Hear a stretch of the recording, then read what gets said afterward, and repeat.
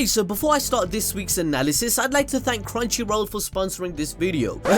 Wait. I know you're about to skip this shit because it's an ad. At least give Mans a chance to explain himself. Don't do me like that. I thought we were all friends out here. Basically, thanks to your support, Crunchyroll is sponsoring the video. Currently, you can get a 2-week free premium account signing up under my link crunchyroll.com/animeballsdeep. Yes, you heard that right. 2 weeks for free. Just sign up below and I'll put the link in the description and pinned comment. Since Crunchyroll is an authenticated source, it helps the original creators of the anime as they get a cut from the company. All our favorite anime is on Crunchyroll. Demon Slayer, Black Clover, Dr. Stone, Naruto, Boruto, JoJo Bizarre Adventure, whatever you can think of, they have it. I mean, the newest episodes are available only an hour after they air in Japan. All full HD on multiple devices like your phone, so you can watch anime on the train instead of dying of boredom. So please check out the link in the description and pinned comment, crunchyroll.com/animeballsdeep.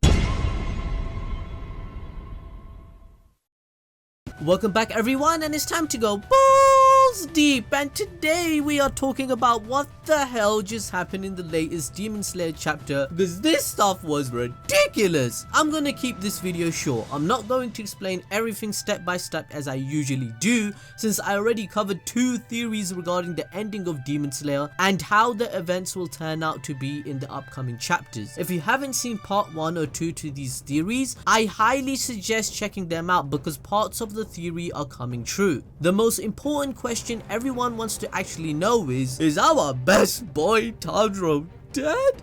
I don't want his mother to see him this way.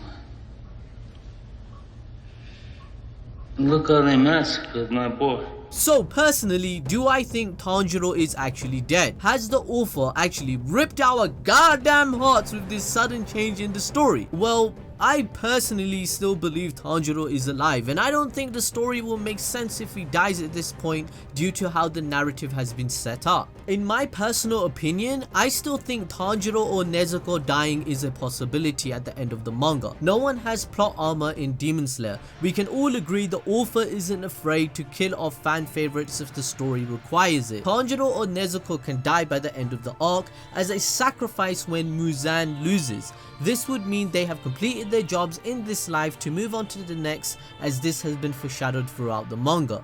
I mean, think about it. Why would they set up a plot device in chapter 180 that Tanjiro has 12 forms but missing the 13th breath to the dance of the fire god if you planned for him to die suddenly? What, you just killed him off for shock value? That don't make no sense.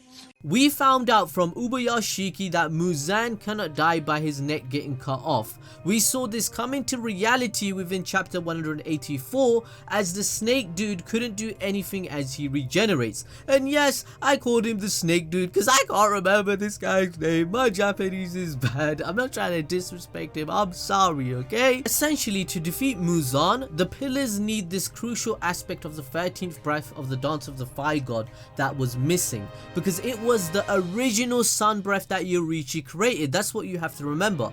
The fire god style was only created to disguise it, to make sure that it does not die out completely, as Muzan and Kokushibo were going around killing every breath user for 400 years so that they can secure their future dominance. Yoriichi passed on his teachings to Tanjiro's ancestors with the breath style and his earrings 400 years ago. We know this from the panel when he faces his brother Kokushibo, the earrings are gone and he completed his mission and prophecy. Not only that, but the whole plot follows the concept of destiny, with Tanjiro fulfilling that type of prophecy that Yoriichi proclaimed, that it would come true to his ancestor, that things find a way and that Muzan will be defeated in the future. Tanjiro is the embodiment of Yoriichi, and he is fulfilling his destiny by following his footsteps but doing it correctly this time. Because the difference is that Nezuko is a demon that is special, and she has conquered the sun and rejects the idea of actually being a demon. Tanjiro connected with her and stopped her from doing evil acts. Yoriichi, on the other hand, his brother willingly became a demon. Kokushibo wanted to be that and he fell into damnation, lost his memories and did evil things. This is why Yoriichi feels like he failed his brother and family. And honestly, watch my other video to understand why Yoriichi did not kill Muzan, because we know that Yoriichi was the only ever demon slayer that Muzan actually feared and he could not defeat. You have to wonder, why didn't this dude just kill Muzan? You're probably thinking that, right? Go watch my other video. So as we all know, Tanjiro has been garnering all the same powers as Yoriichi. Tanjiro has the Demon Slayer mark, the sword, and the see-through ability. The Dance of the Fire God cannot be completed without Nezuko. That's the problem, I think. So the author of Demon Slayer basically had to set up the narrative in a manner where Nezuko will be forced to come into battle and help Tanjiro in the fight. The reason why all the demons start to perish and die is because of their memory to humanity and love. When they remember their connection to loved ones, they start to crumble and go to the afterlife as they are forgiven and cease to be cursed that Muzan has. Nezuko clearly has a special connection with her family that communicates with her, and she never lost her love of her family. We see this communication in chapter 39 when her mother tells her to wake up, help Tanjiro, he's about to die. So why wouldn't her family do this again when Tanjiro has supposedly died, confirmed by Muzan? Why wouldn't they communicate with her again and tell her, you need to stay as a demon, you need to go save your brother, you need to go heal him, blah blah blah blah blah. So I believe this may happen again before Tanjiro dies in these chapters, as she will refuse to become a human again since she is needed against Muzan, otherwise he won't be defeated. Nezuko's demon art powers have the ability to heal Muzan's poison and curse. Kamio says that after looking into Nezuko's blood compared to the 12 demon moons, it is special. Nezuko's blood has a special trait in it which can cure demons of the curse of Muzan and his influence. Tamio stated that Nezuko's blood is changing and has transformed countless amount of times in the process. She believes that the reason Nezuko is not talking unlike the other demons is because right now she has a bigger mission in her head that she's concentrating on, and it's more important to her rather than gaining consciousness. So if Nezuko gets told again by her family, what are you doing, go save Tanjiro, she will again reject it, concentrate on her mission, and go save his life. We know for a fact that Nezuko's blood and demon art also have healing properties, as it helped all the characters that survived their wounds against Darky, and she removed the poison from Gyotaro's blade. So this means she can do the same thing to Muzan's poison for Tanjiro. Sorry if I'm repeating myself, I'm really sorry about that. By the way, can you smash that like button and notification bell, because I cover these videos on a daily basis.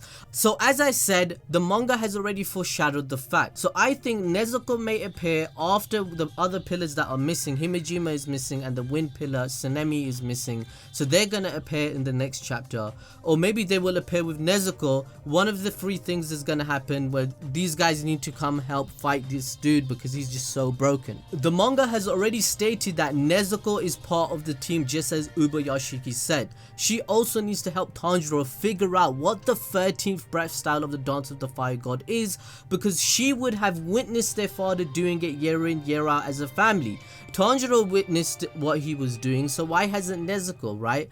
Tanjiro and Nezuko may have a special trait that stops them from being influenced by Muzan because of the very ritual that their dad kept performing every year. We have another theory on the channel regarding the sun energy and dance, in which it gives their blood a special trait that other humans do not possess. This is also foreshadowed in chapter 145 as well. For example, as I said, Koke Shobo, he was going around the whole country killing all the breath users and finding people to become demons and work for Muzan. As he was talking to Kaigaku as he was changing him into a demon, he said on rare occasions there are some people that have the constitution that does not allow them to become demons.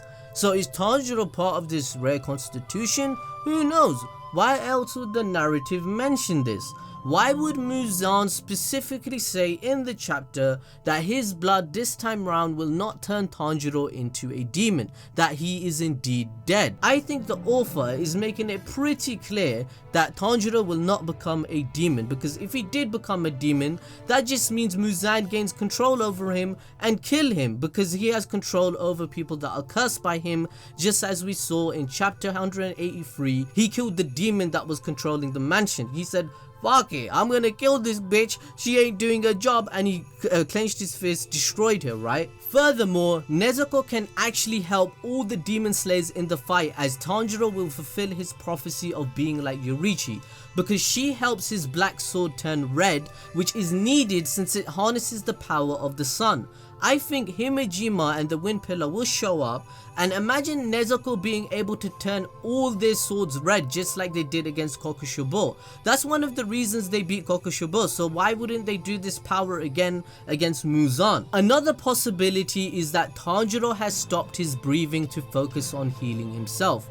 We know Tanjiro has the ability to heal his wounds, as Rengoku had taught him how to do this, and then he kept practicing this ability throughout the fights. Zenitsu delayed his poison from the spider, remember that in the start of the manga? So Tanjiro must be doing this too. Who's to say he isn't doing this waiting for someone to save the day or get a typical shonen dream that they all get? I know this is cliche, but that's one way of taking the story too, where Tanjiro, on the verge of death, he finds out more information through memory and sees Yoriichi or his father in his dream explain something to him to help against Muzan, maybe the 13th breath style of the Dance of the Fire God that he is missing. In the chapter, we actually see Muzan say that he mixes his blood and cells into his attacks, and it is what destroyed Tanjiro. Now, if we can remember, when Darky got the PTSD of Muzan looking like Yoriichi, that memory was activated due to Muzan's blood and cells.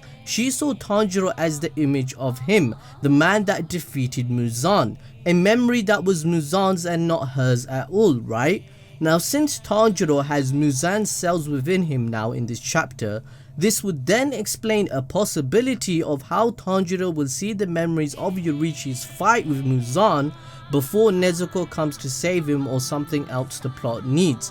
This is where Tanjiro can learn how to do the 13th breath style or a trick up his sleeve or something. Demon Slayer has already honestly used this plot device already before, like his fight against Akaza when he suddenly got the ability of the see-through world by remembering his dad.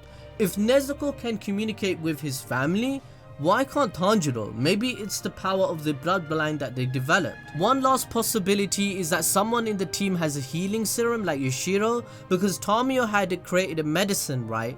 And she had a healing serum made specifically for demons that can't regenerate their limbs quickly. She first used it on Nezuko to help her grow her leg back, remember? So what if they risk it and say, let's use it on Tanjiro to save his life? I don't know. At the end of the day, I don't think Tanjiro is quite dead at all, and he is going to be saved by someone, by a plot device. One of these plot devices is going to come true. I do still believe at the end of Muzan's life, the possibility that Tanjiro will die and sacrifice himself is possible because he lost his eye. That man's beaten up, come on now. You know, one of these people have to die because Nezuko is a demon. She's connected with Muzan. So if Muzan dies, will Nezuko die or Tanjiro die? One of these guys are gonna die. I'm sorry, but I think the author is a savage. They're gonna do a bittersweet ending and we're all gonna cry. You know what I'm saying? Anyway guys, I'm sorry that this wasn't as articulate as I always am in the videos. I hope you support me, you know, smash that like button, follow me on Twitter or Instagram. Hope you can tell me your theory or what you're thinking in the comment section below, and I'll see you guys next time.